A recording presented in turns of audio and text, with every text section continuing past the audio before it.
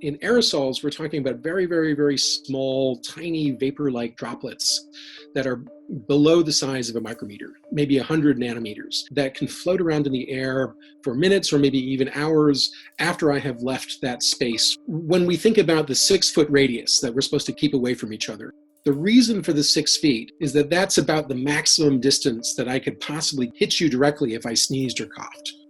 The aerosols, don't obey that 6-foot rule at all. The virus decays very quickly in air.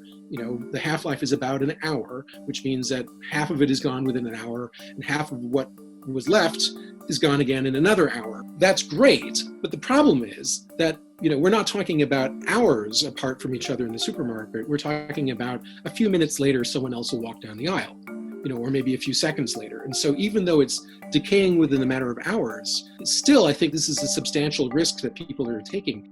You obviously can't protect yourself against that by washing your hands or wearing gloves. For that, the only protection really would be a mask.